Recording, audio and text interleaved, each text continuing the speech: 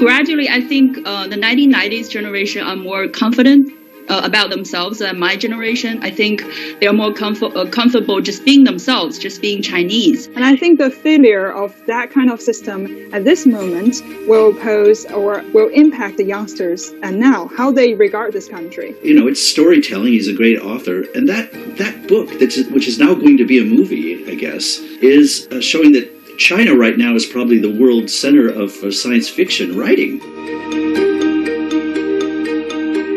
The Chat Lounge. Chat Lounge. Chat Lounge. The Chat Lounge unpacks views and opinions on hot issues in a more casual way. Welcome to this edition of Chat Lounge. I'm Xu Qingduo.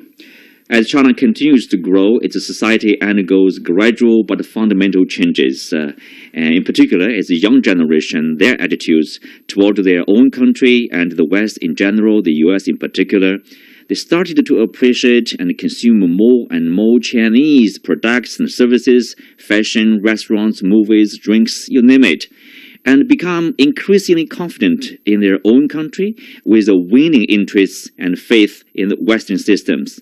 Such transforming attitudes could have a far-reaching impact on China's relationship with the West, in addition to China itself. To explore these phenomenal changes, we have David Moser, Associate Professor at Capital Normal University in Beijing, and Guan Liu, our own commentator, and also Wang Longyan, an English lecturer at Henan University. But anyway, I will let you to do your own introduction a little bit, because we are talking about a group of people, different generations. Longyan, you want to start? Yeah, well, actually, I'm teaching else in an affiliated language agency in Henan University. So, yeah, I'm still an English lecturer, and I was born after 1990s, so in my late 20s right now. So we are talking about people like you. Thank you. Well, glad to be here. Yeah. Kun? So hi everybody.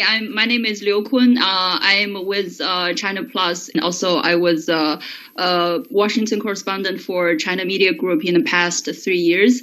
Moving the age up for one level, I was born in the 1980s. So Millennium. 30s. Yeah, I can speak for that generation.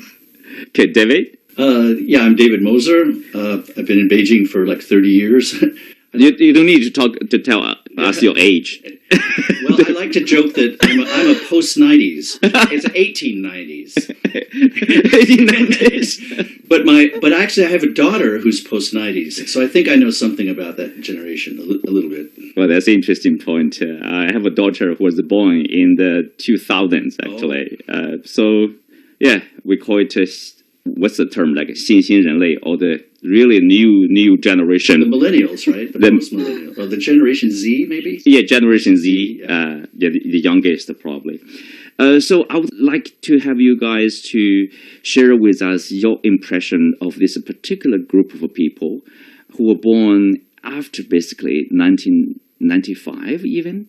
Or I would call it like a post-1990s probably. Until, if you look at this age group, you look at the definition, they have the specific numbers. But I think, in China's situation, usually people refer to this group of people who were born after 1990. And now, the oldest would be like in their 30, actually, at the age of 30. So because of the time they grew up, it's very different from, say, the environment or the situation when their parents were born or the previous generation were growing up. So it's very different, mostly because of the rapid changes in China. David, you mentioned about your daughter. How different is she from the previous generation, maybe her mother, you, and other? Right. Well, it's interesting to me because actually she was born and raised in China, so she's a little bit of a unique or a different kind of post-90s in terms of the Chinese sense. But I think from what I've read, this whole new generation, they sort of have a lot in common worldwide. That is to say, this generation are so linked into the internet and social media that they sometimes share the same characteristics. And my daughter shares them, I think, with lots of Chinese of that generation. They're very individualistic. They can also be very socially oriented. There's a lot more volunteerism among my daughter's generation, and I think the Chinese as well. And also, there's a kind of a disturbing similarity, which is they all tend towards depression or emotional problems because of worldwide insecurity, economic insecurity, job insecurity, and now with the COVID-19, they've taken a real hit because many of them don't even have the comfort of their friends and the sorts of camaraderie that you get from being with your friends during this time. So I think they share some good things and also some kind of unfortunate things. Yeah, a good point. So, Quinn, do you observe anything unique, this, I would say, youngest generation compared with the millennials, for example? Yeah, I'd like to speak about, how different the 1990s are from my generation, the 1980s, especially in their attitude towards America. Because like my generation, we grew up during the height of China's reform and opening up.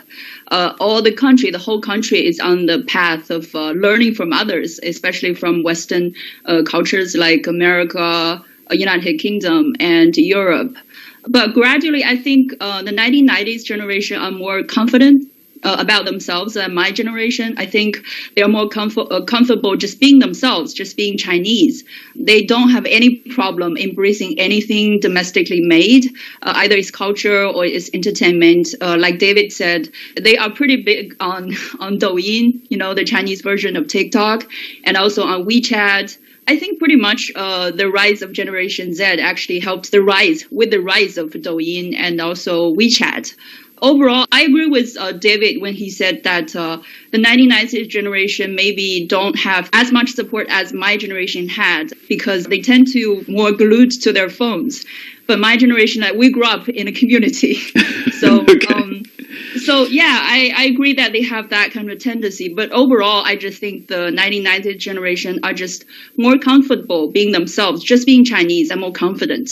I'm wondering whether since they are glued to their phones, that's kind of like individualism or being yourself, isolated from a community, isolated from a group of people, compared to, as the Queen said. Is that part of the reason David mentioned, they tend to suffer from depression?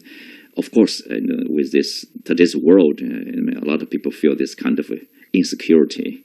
Well, if I'm going to say something about that, I think the technology rise in China and also the growing up experience of the 1990s, they're kind of mutually reinforcing each other because the 1990s grew up in this kind of technological rise. They tend to know more and they are more adaptive to the rise of technology. So they have more time. They spend more time, definitely, than my generation on the internet, on the cell phones. So that kind of reinforced their growing up experience of not really having a big community around them. Interesting. Luyin, is that what you feel about yourself and your friends? Actually, I was going to chime in because I agree with David's some of the points. They are afraid to express themselves and they are also suffering from depression. Although I share a different opinion with Kun because she felt like that right now the youngsters have lack of the support because when you grow up in a community, maybe people know each other and they talk about their affairs and all. But right now, the youngsters they have a huge amount of support from online, from strangers. Mm.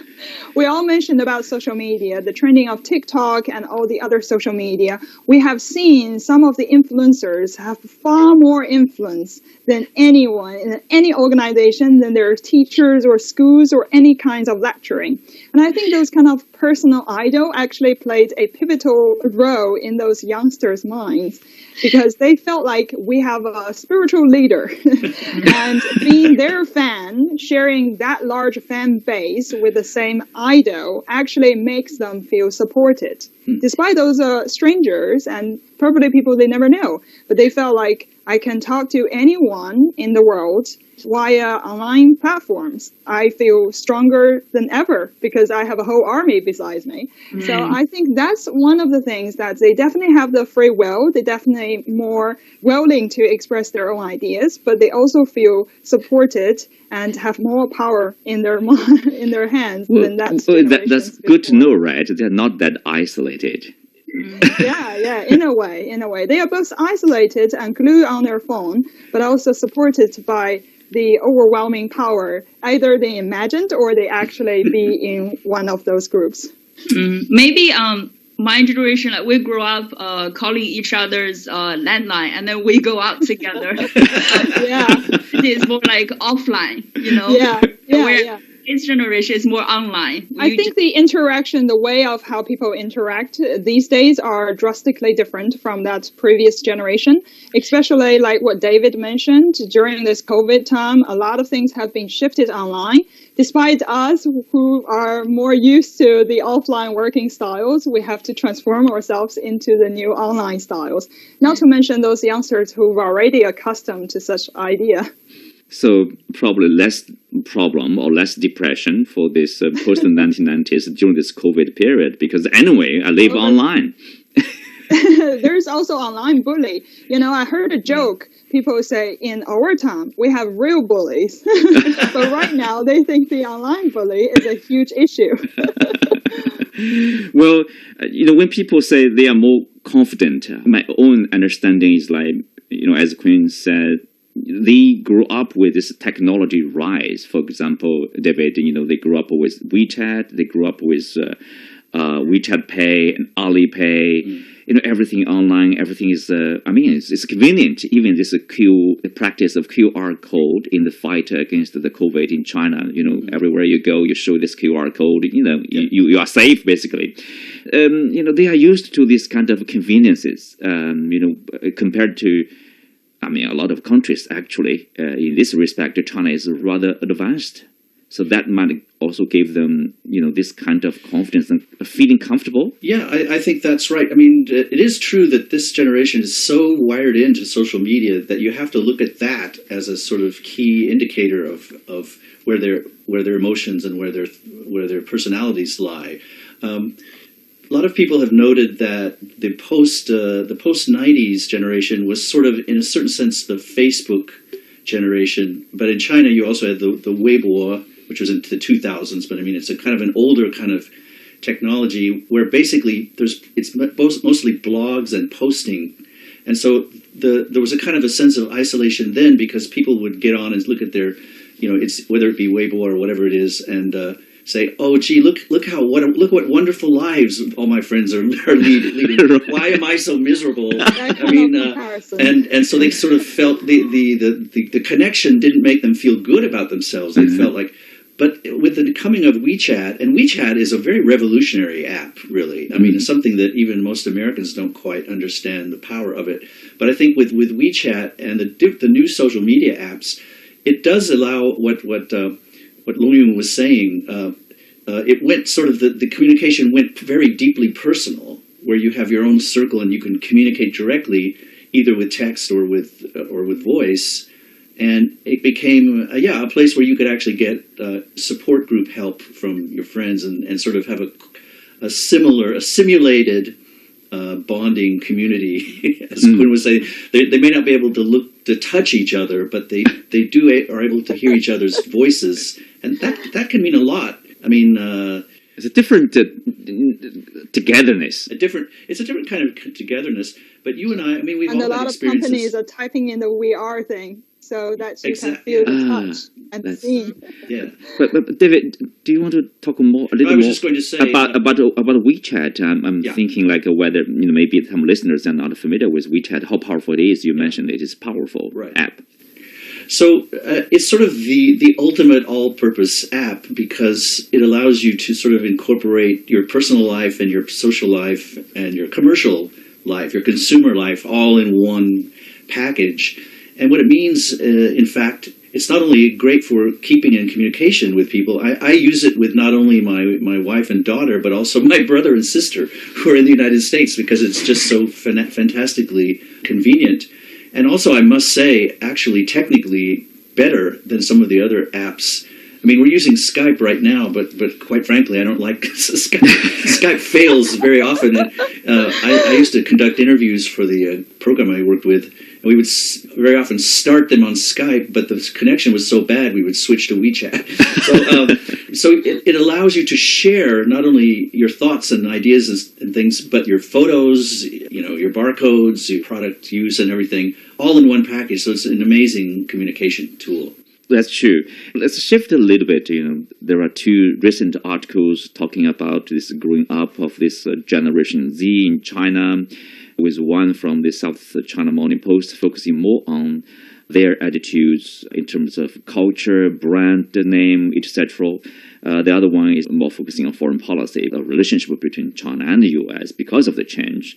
There's one example they given, the movie theater. For example, they say in 1998, ticket sales for Titanic accounted for 25% of China's total box office, 1/4. That year, until 2013, the top 3 films in China's box office history were all Hollywood productions: Avatar, Transformers, Dark of the Moon, and Titanic.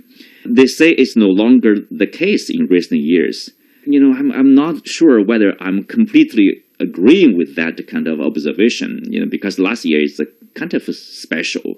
I mean, on one hand, it's difficult to produce a new movie. It's the same to Hollywood, I guess. And also, every country is somehow isolated to themselves, right? So if you look at the Chinese movie scene, yes, most of them are Chinese movies. But still, probably, they are right to a certain extent that, for the younger generation, they don't have a problem of watching the Chinese movies. Or they don't have a particular interest, let's say, in watching movies from Hollywood. Is that the case? Quinn, you want to start? I agree with you. I don't think the Chinese younger generation are completely over Hollywood. They're not over Hollywood. It's just that I think there are more Chinese directors and Chinese filmmakers who are better than their previous generation who are making films. They're better at telling stories. Think about, the films that the Chinese films that stood out during the past few years, like I don't know which ones, Wandering Earth, the sci-fi film, right? And also what else? I'm thinking. I mean, even the recent one, Hello Mom. The most recent one is Hi Mom. Hi Mom. Which definitely topped the box office. And also Better Days, right? 少年的你, which is Better Days. Oscar this nominated year. for Oscar. Yeah. I just think the Chinese filmmakers, the movie industry is becoming more mature these days. And we have to admit, I think the integration of Chinese and American film industry in the past few decades definitely helped the Chinese filmmakers too. There have always been great stories in China. I mean, in any country of the world, it's just the way you tell it, the techniques you apply, and also the angle that you go from. I think the Chinese filmmakers are definitely learn a lot from their American and Western counterparts, and they know now how to tell the story not only to Chinese audiences but also to Western audiences. That's basically what I think. Well, that's probably right. And when I look back over the past 40 plus years, we see reform and opening up of China, from backwater to today's, second largest economy. During this whole process, there must be a lot of beautiful stories to be told and to be explored. And there are, I would say, many, many more stories should be somehow developed and, put on the screen for people to enjoy. David, you have been in China for 30 years. I mean, you have been probably the only one who have been watching so closely about the, evolvement or evolution of the Chinese society, of, nation. There are a lot of stories. That's very true. I think back, to all of these, the films, Kun mentioned Wandering Earth. I think of all the American Hollywood science fiction films where the aliens attack and it's always somehow the United States who always saves the world. Yes, that's the prominent theme. It seemed like no other countries even exist. And when I watched Wandering Earth, I went, now this is great. Here's a science fiction film that's very high quality. As Kun said, they've learned from Hollywood how to tell the story. Yeah, for sure. But it's China who saves the world. And in fact, the other countries hardly exist. It's all, it's all Beijingers up there. And I thought this is great. It's not that young people just love the culture of that Hollywood presents. It's the special effects. It's the storytelling. It's the excitement. You can do the same thing with a China-centered, setting, and it has the same popularity. Wandering Earth was very popular. I might also just insert something here, and it's the issue of soft power, because part of the soft power is the sheer quality, of the product. And I want to just mention one thing because it's related to science fiction. Liu Cixin's three-body problem is a great example of it's storytelling. He's a great author, and that book, which is now going to be a movie, I guess, or is already a movie, is showing that China right now is probably the world center of science fiction writing. They won Hugo Awards, and Liu Cixin is probably currently the best science fiction writer in the world. And so, yes, it's just a matter of learning how to tell the stories, and that's the main difference. It's not that China didn't have stories to tell; it's that now they have the economic cloud and they have the experience, and quite frankly, people have learned from the world at large how to do this. And China has lots of stories to tell, indeed, and they're telling them. But that's probably also contributed to this. We talk about they are more comfortable with their country, with their own identity of being Chinese, because that's against the background, of people who were born in the 1960s, 1970s, my generation, or even early 1980s. As Quinn said, because China was backward. I mean, that's a fact. And when opening up the country to the world, people look at Western developed countries, you see the huge distance, the huge gap, right? You want to learn from the bad practice. You admire the culture, the technology, basically everything. But this young generation, they grew up in an environment, let's say they can feel proud of. I'm not sure, is that the word, Long-Yin?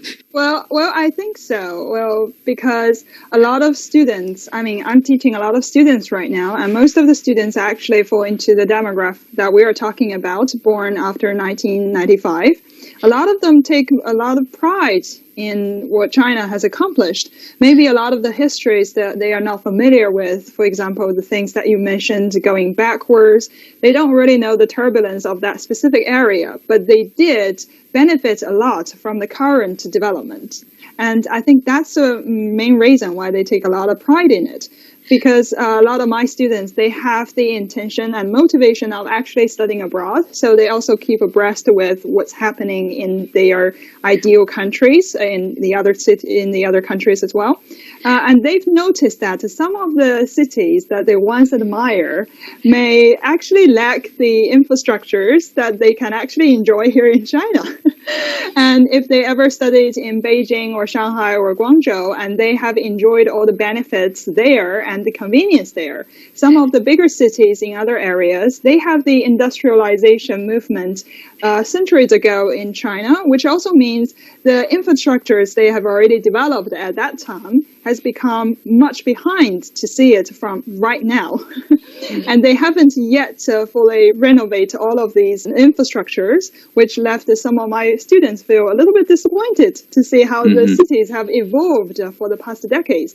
Because China definitely see a rapid development for the past decades, really. So for those youngsters who were born around that time, when they are about to start to remembering things, they've already remembering the flourish of the new China. So I don't see why not they don't take pride in it. Can I add something here? Sure. I want to use one example to illustrate how different today's China is from, I don't know, maybe 20 years ago. And the thing I want to mention is in sports shoes, sneakers. Because there's a craze, and it has become a niche market. A lot of the Chinese boys are crazy about it. They make tons of money about it. Actually, one of the most famous guy is actually based in Los Angeles, and he's doing this sneaker business into a huge market, makes tons of money. The Chat Lounge. The Chat Lounge unpacks views and opinions on hot issues in a more casual way. But Long-Yin, actually, what I'm going to say is quite different from what you. Okay. All right. Let's hear it. The difference over here. I just want to say, my generation growing up, I don't want to mention the specific name, the brands, but I'd say owning an American-made a pair of sneakers is a big deal. You can just, walk out on the street on campus very proud. I own this pair of shoes. But I think one very important factor that the Chinese younger generation are turning domestic is because the Chinese original brands are really upgrading their products and also put more creativity into their products. There's a very old and very famous sneaker brand in Shanghai. I don't want to mention the name either, but I would just say... I think we know what you're talking about. Well, you can say it. Anyway, they didn't pay us. It's not pricey at all. It's called 飞跃. It has this like very unique red and blue design on the side of the shoes. Originally, it was like everyone in the 1970s, I think 1960s in China owned that pair of shoes. It's just like a daily wear. But then after a while, I think the brand just upgraded their design, that they integrated more modern elements into their design and more Chinese elements into the design. And it's becoming huge in China. I also saw like a lot of foreigners really loving the brand, and they're just wearing them every day. I don't know. What about David? Have you observed something like that? Yeah, I definitely, among my students, friends, I personally wear Beijing Lanhan Xie. Okay. That's more traditional, anyway. So, but yeah, I think these are all great points. I think the points that Kun was making about the advancement of the technology and everything, I think is very important. There's something we need to realize. The young people in the 80s and 90s who gravitated towards Western consumer items and culture were not doing it because it was Western per se, or just because it's the cool factor. I mean, it's undeniable those things were cool, and they were interesting, and they were well done, and they were fun, and they were meaningful in many cases. Right. So that the thing is now Chinese young people, they don't need to go so far to find this kind of fulfillment, because it's more and more right where they are, and it's in Mandarin. It's easier to access. It's easier to enjoy. And keep in mind, some of these other sort of cool things. It's not just the West. I mean, look at the popularity of K-pop. I mean, no one forced Chinese or anyone to download those billions of downloads of Korean movies and pop songs, and also Japanese manga and anime. I have two nieces in the United States that just love manga, and it's not because they just happen to fall in love with Japan or K-pop because they love Korea. It's because of the cool factor. It's cool. It's interesting. And nowadays, more and more, as China's economy expands, the cool factor is here now, and it's very easy to get lost in the local media culture because it's so fascinating. I can't do it because I'm too old and I don't have time and everything, but I can see it among the... And actually, I would say I am right now teaching some Gen Zers. I guess they're all post-millennial at the university where I teach, and they're Chinese, but they're kind of special because many of them were educated in Western high schools, and so they speak very good English, and they're bicultural almost. But they have the luxury of sort of dipping into both worlds, and they love China and they love Chinese culture, and they spend as much time, maybe 50% of their time, enjoying the Chinese movies, and then they can dip into Hollywood whenever they want because it's all out there. Mm-hmm. So in a way, they have the best of both worlds. That's a great point, the cool factor. Like for my daughter, who's 14, she has this, obviously, like she loves Japanese products because she loves the Japanese cartoons. She, somehow fell in love with the Japanese cartoons, everything Japanese. She finds it, it's cute.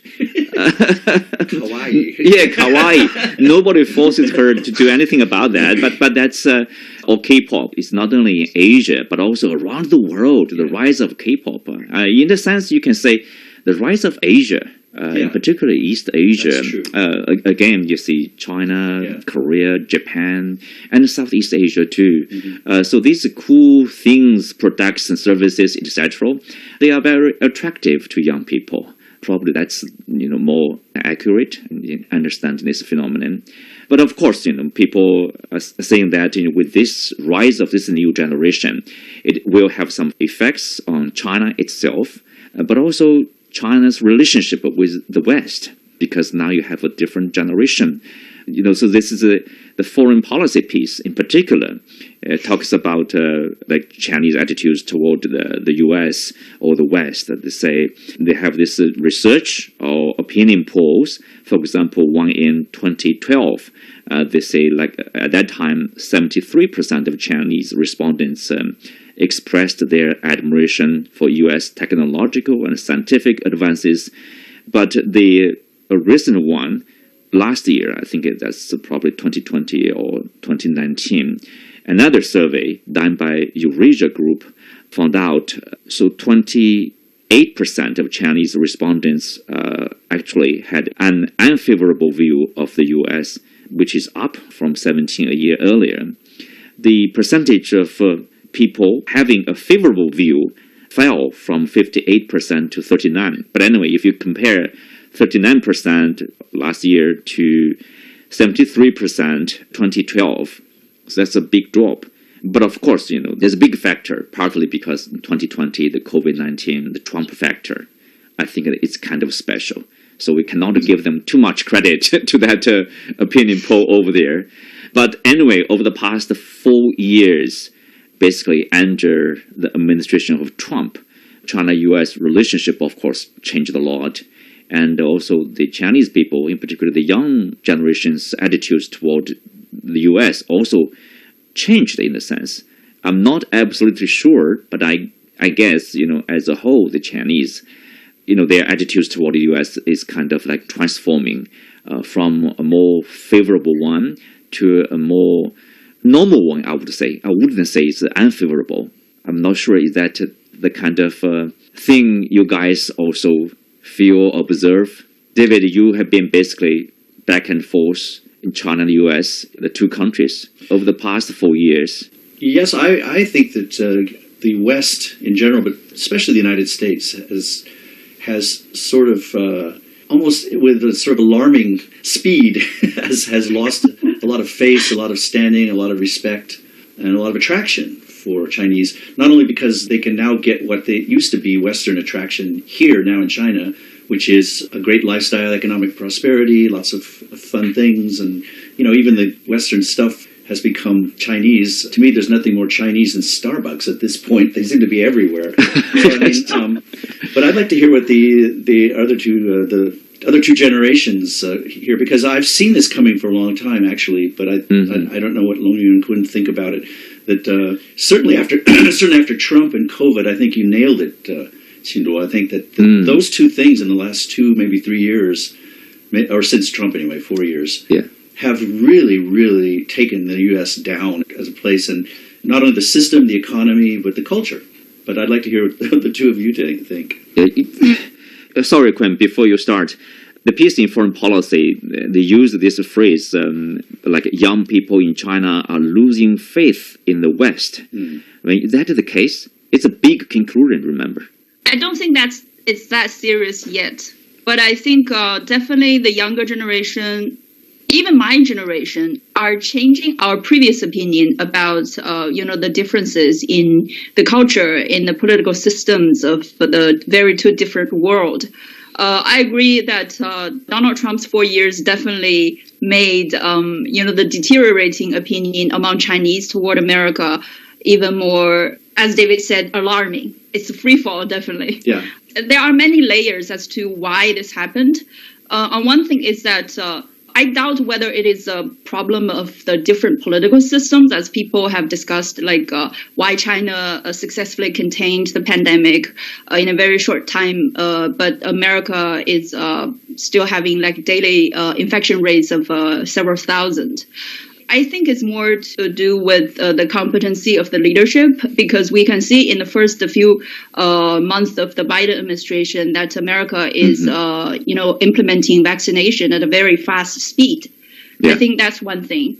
And another thing I want to talk about is actually about our profession, about the media industry of both countries. I have no problem criticizing some of my peers, I think, in here, because I think for the press, it's important that you speak to the truth and you bring the public a more wholesome picture, because the public opinion is more shaped definitely by the media, especially the major media of both countries. But then oftentimes, especially in the past 4 years, there are very hawkish media headlines from both sides talking over each other. And the bad thing is that if the American press talk very, very bad about China, and then some Chinese media will pick up that cue and then talk to domestically to Chinese that, the Americans are talking bad about us again.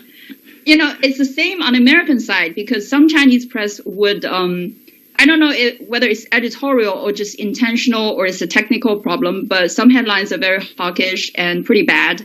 And then that will be picked up by American press again. It's like it's a mutual enforcement again, and it doesn't really help with, not even not even clearing the field, like making people aware of the real thing that's happening on the ground, not to mention, helping really understand each other and ease the tension over here. I think partly that's because of social media, or you can say like the new economy, eyeball economy, like press on both sides. Actually, they are trying their best to attract the attention of the readers online, right? Of the users. It's about hits. It's about hits. I mean, even serious magazines like Foreign Policy sometimes they write the title of the story. It's alarming, If you read the content, it's fine. But, I mean, this is like an academic magazine. And, in the past, I don't think people appreciate that. But nowadays, it's a different practice. And unfortunately, there are some negative effects. On the Chinese side, it's the same. Many people will say, Chinese state-owned media, so they tend to be dull, nothing interesting at all, right? But today, if you check their stories on Wechat, on Weibo, they are also doing similar things with, in particular, the title, simply to draw the attention of the readers. Again, the hates over there. This is really bad, I would say. Somehow we create this negative effects for each other. That should not be like that. These two peoples are actually very similar to each other. We should become more friendly to each other. But unfortunately, somehow we are more alienated because of the media. We are in the media. We're blaming the media. But at least we are not doing that, Quinn, right? No, we're not. Yeah. That's my. I want to add to that simply. We are talking about the Lunyin actually. So Lunyin, are you losing faith in the U.S. or do you have faith in the U.S. system in the first place? Well, I think to think about this conclusion or this statement is quite funny for me because I was thinking about the precondition of the sentence because the precondition of the sentence would be we have a strong faith in the West. Good point. Yeah, good point. Yeah. So for me, I'm reflecting on myself. Have I ever had a strong faith towards the West to start with? And now I am hugely disappointed. So then I have a decline of faith. So for me, I think I'm in my late 20s. So I think when I was little, I'm still exposed to some of the Western cultures and some of the Western influences when they were on the high time of their era. So I still have some fantasies, to put it in that way, about the Western countries with their leading economic or finance or scientific researches. So I think I lost a little bit faith in that because I did visit the UK and the US before, and I see some of the situations, and I think they would be much better, but it turns out it's not that way. In terms of the younger generations, I think some of them are not fully exposed to Western cultures because, as we've just been discussed, we have a very rich domestic market already. We have a variety of stories and films and cultures. A lot of our old brilliant cultures are experiencing a renaissance. So a lot of students are actually nourishing in a line like that. They are quite busy already to actually mind the Western business. Only when there is a clash between China and the West, for example, the attack during the COVID-19 on Chinese people specifically, and also the trade war that was a month ago. So only when these things happen, I think youngsters in China started to pay close attention to the specific questions and see if both parties are viewing things in a justic way. If there is impartial reports on that, as we mentioned about the media reporting and everything, I think they are losing faith on that specific matter rather than the grand geopolitical thing, because they are not very familiar with that. And also they're quite young for them to actually set up their values towards a lot of things. They are also using their own critical thinking to try to think about things. I think Western media like to say that a lot of Chinese youngsters being brainwashed, but I can assure them they are very much aware of them. You actually talk to them, listen to me. They were like, no, I'm not listening to you. Lunyin, I cannot even brainwash my daughter. Yeah, you actually cannot just brainwash them that easily. I think that's the Western bias, or misunderstanding. Chinese youngsters, actually. I want to add one more thing here. Because Long Ying raised a very good point about, whether the Chinese young generation ever had a faith about a Western political system. I don't think it's a faith about either political system. It's more a faith about, what they believe in the younger generation, like rule of law and social justice. Is something more something like that. Because I don't know whether any of you have remembered, I think a few months ago during like a small COVID breakout in Liaoning province, I think one local official tried to break the quarantine policies and just want to walk into a community compound. But then one of the volunteers on the site, I think it was a boy in his 1990s generation, he actually stopped the official. And then the official said something like, one of my relative is like with the government or something like that. But the young boy just shrug off. Yeah, I don't care. I don't care who you are. I don't buy it. Everyone has to adhere to the strict quarantine policy. This is my place. You gotta listen to me, This is the young generation. Yeah, I think this young generation is more, they grew up in an era where China, it's similar, like simultaneously with the pace of China pacing, like improving its legal system, its social system, like people's values are more open-minded and also it's pointing to of course, a better direction. And I think the Chinese younger generation are just more aware of these issues. They are more aware of the rules about, the social values that they adhere to. It's more something about it. They're not only critical about Western way of doing things, let's say Western businesses. They're critical about, how things are done here too. They want to make the society better. They are not afraid to break, previous, stereotypes or previous practices that's not really necessarily right, Interesting. The Chat Lounge. The Chat Lounge unpacks views and opinions on hot issues in a more casual way. I think Quinn makes a great point. That's why I am a firm believer in, and I have worked all my time here, to try to get more Americans and Westerners here in China, living here and working here and studying here, and the same in the opposite direction. Right now, one of the problems with the mainstream media in both sides is there's a kind of an asymmetry. It's not symmetrical. There are still hundreds of thousands of Chinese young people studying in the United States, and they come back, and the ones here also, they know both systems very well. As you say, they know everything. And so they're more immune to the effects of, propaganda in the media that says, bad things about either side, because they know what it's like. But we don't have that many Americans or Westerners coming here and spending time and getting educated here. So I think the problem is a little bit worse. I agree with Wang Lun. I think it's true. I think her generation are very clear-sighted because they weren't isolated. They've been there, they've seen it, and they sort of know what's going on. But I think... so you can't really call it disenchantment, as you kind of hinted at, Zundua. It's sort of like seeing it just as a real place. Americans tend to fall into two camps. They either see China as a place where everyone is meditating and doing Taoism and Tai Chi China, and just a kind of a mystical Oriental place, and then other people who think it's like an evil place with people, fighting and killing each other. And when they come here, they go, oh, this is just an ordinary place. People just try to raise their kids, and they spit on the sidewalk, and they get into fights, and they also do Tai Chi Chuan, but they also get drunk and eat too much. Yeah. So I mean, I think what we need to do to immunize from all of the simplistic media messages is to just get more people involved, and that's why it's disturbing that these kinds of animosities that the media promotes. They're disturbing to me because they discourage people from making the attempt to get to know other people. When Chinese Americans and Westerners, when they meet and when they cooperate, we get along great. We're just we're very united. Exactly. But there's all these forces trying to divide us. Trump. But it's something I think it's our mission. My mission is to work against that. Definitely. Oh, I think it's ours too. Absolutely. David mentioned about. Sorry, go ahead. Yeah, I want to speak a little bit more. I think David is doing a great thing, trying to bring more Americans to come here, live here, and experience here.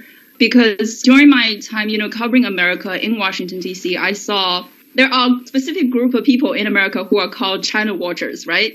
But then the young generation of China watchers are very different from their previous generation of China watchers. They experienced the time in the 1970s before the two sides established diplomatic ties, where two vastly different political systems tried to reach hands to each other and open doors to each other. They were like, what Nixon said, something Nixon said, you believe in your principles, we believe in our principles, but we can still, I don't remember the exact words, something like, we can still talk to each other and, visit each other, something like that. Yeah. The current generation of China watchers, they didn't have that kind of experience. They didn't experience that enormous volume of humanity in this interaction, in this exchange. They grew up with a China that's already strong, that's already posing certain kind of challenge, to the American primacy all over the world. And they are naturally defensive. And I understand them. I think there's something to be understandable on that. And as David said, I think it's the same for the Chinese younger generation too. This kind of understanding can only be better improved by, visiting the other side and talking to the other side, understand each other. That's what I want to say. Yeah, I want to add to that is the cooperation David mentioned. When they cooperated with each other, everything was fine. For example, I believe in the Obama time, there was the virus in an African country. What's the virus over there? Ebola? Ebola, yes. At that time, the Chinese airplane actually transported all the materials needed to fight that virus. And when the airplane stopped at airport, you can see the Chinese and the U.S. soldiers actually working together to unload the plane. And then you take a closer look at the lab. It's actually, it's a temporary lab established by the Chinese construction workers. And inside the lab, the Chinese scientists and the American scientists are working shoulder by shoulders to fight the virus. They successfully stopped the virus, basically, from spreading from a couple of African countries to other countries and to other continents. So that's what we can achieve if they work together. I mean, this COVID situation is a huge disappointment, of course, to a lot of people. Somehow, they're not working with each other. Even today, that's hard to understand, to a certain extent, And also, the COVID changed a lot. As we mentioned at the beginning, I still remember. That's why I think this is the foreign policy piece is actually speaking to my generation, not previous generation, probably. Young people in China are losing their faith in the West. No, it's not young people. It's my generation, the middle-aged people, let's say. We used to have this, the faith in America, in the Western system. I mean, in people, in the humanity. I still remember at the very beginning, some officials, even the Commerce Secretary, for example, Wilbur Ross, said that all the jobs now is coming to America, North America. That's improper to say the least, right? Well, the Chinese are suffering. You are talking about the jobs coming back. And also some of the writings, for example, by the academics, they say, only democracy can stop this virus. China, the authoritarian government, they will never do that. It proves to be different, exactly the opposite. But I think that kind of, unfortunately, again, it's media. It's in the media somehow. It played this negative role of bringing the two countries together, unfortunately. So, I want to ask you this very important question also posed by this opinion piece in the foreign policy is, they said the loss of faith in the West spells trouble for liberal democracy and Beijing's relations with Washington. I wonder whether you are agreeing with that point or not, and why. It's a big topic, but we can probably approach it a little bit. Well, I'll go ahead and start. My opinion is probably a little bit different from some people, because I've been here 30 years and I've talked to a lot of Chinese people. For me, I've always thought that the Chinese people have not been yearning for democracy, even though the May 4th movement, you had, democracy and science. Mm-hmm. But I think what Chinese people really want, they weren't yearning for one person, one vote. I never heard people saying we want that kind of democracy. But what they want is accountability. They want a system that works, that gives them better life, and that gives them a power to do things and to accomplish things in their world. That's what they really want. They want a system that works and that is accountable to them, really. That's what they want. They don't say, we want to have the vote. In fact, many Chinese, my friends at Beida back then would say, oh, no, you can't have open voting, because they had a sort of contempt for people in the countryside. Look at all these idiots in the countryside. You can't give them the vote.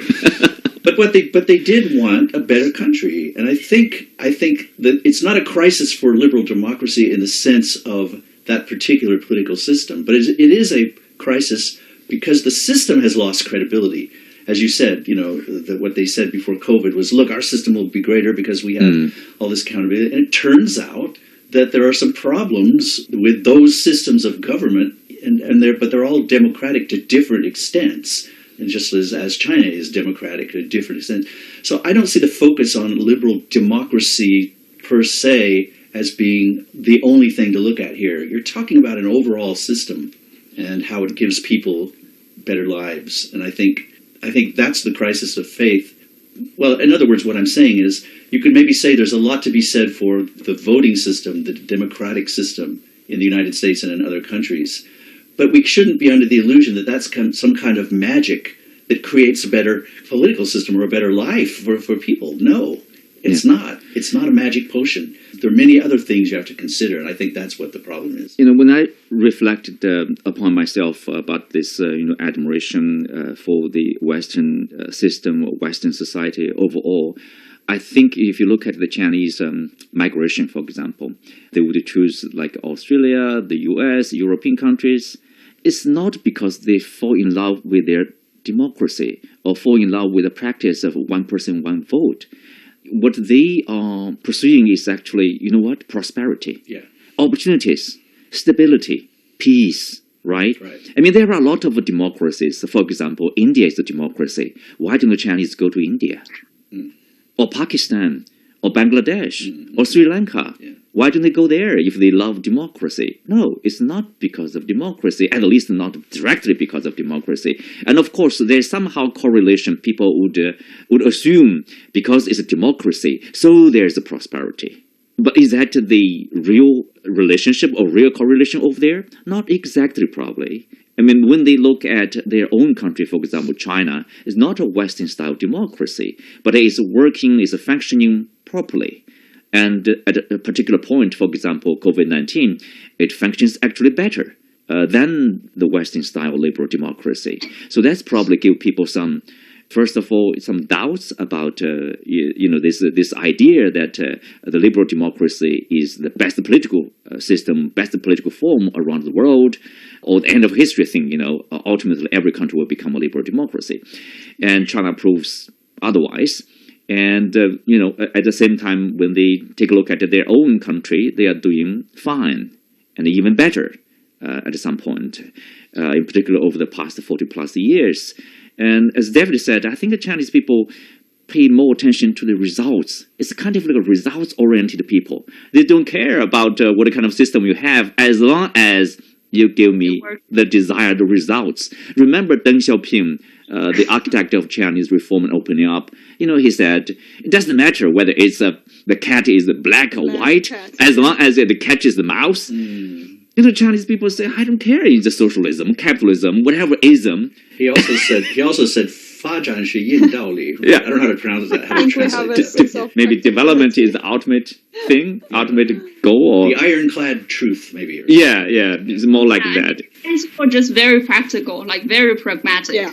Even Louine's generation, very pragmatic. Louine? Yeah, I think so. Well, for example, the geographical landscape, I don't think it actually affects that much in terms of youngsters because they are actually not the person in charge, but they will become future leaders. So their opinions at this stage of their age is pivotal for the future directions of those two countries. So I think that's something that we shouldn't overlook. But on the other hand, as we've all been talking about, the interactions from the non-official channels has never actually ceased. And the people from different countries can always work together with the same goal, and they can always work fine. And the history has proved itself, is self-explanatory. But the things when it comes to the decision makers at this moment, some of the young people do feel a little bit disappointed about some of the decisions made by some of the countries. And I think that would shift their mind to think about how I can better understand their country's decision. Because if I'm sure some of the young people nowadays, they are aspiring young diplomats, maybe they wanted to be in this kind of field when they grow up. And that means they will pay attention to the different geopolitical landscape from different countries. They will want to study them and understand their system. And I think the failure of that kind of system at this moment will pose or will impact the youngsters and now how they regard this country. Mm-hmm. Think about what we were just to talk about, whether young people or whether people in general are losing faith in the West. They have to have some sort of impression about the West, the country. Mm-hmm. And that's what the young people are forming their impression of the West. If they want to study in the US, study in UK, find jobs in there, because scientifically speaking, there are some still pretty advanced technology there. They have to think about whether their safety would be a concern, whether they will be regarded just because of their foreign identity. They will not be included in the certain teams that they are applying, or universities or institutions they are applying. So I think that's the bigger picture that actually influences youngsters' opinion towards the Western parts. They're very practical. Will I be safe pursuing my further study abroad? Will I have better job prosperity or job promising outlook in another foreign land? And I think that's where that kind of phase could affect their decisions now and affect their decisions in the future. Okay, I'll just say a few more things. I think David said something very deep over there when he mentioned you can't just expect this kind of democratic system to be a magic, like it will solve any problem. But that could be a topic for hours again. I'll just say one more thing. I think I thought about, something the CNN host Van Jones said when Biden won the presidency last year, when he said political leaders should be aware that their actions, their words have consequences. Yes. They should be aware of that because it is true that the US-China competition will go on for decades from now on. But then the average people, the citizens of the two countries, who are the people who will be influenced the most, aware or not, they will be the ones who will be influenced the most by the bilateral relations. The leaders should be aware that you can construct the competition between the two in a healthy way and at the same time try to promote the cultural people-to-people exchanges because you are elected into office. You have to be responsible for your people. Well, I think, if you look at the systems around the world, I believe, every system, as long as it's a successful country, there are merits to their system. But at the same time, no system is perfect, let's say. Probably every country should improve upon what they have and do a better job for any governments, China, US included, obviously.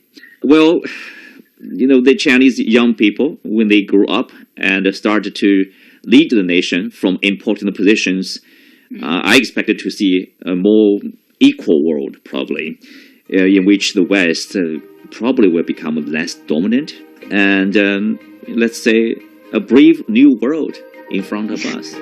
That's this edition for Chat Lounge. Many thanks to David, Longyin, and Kun. Thank you. Thank you. Thank you.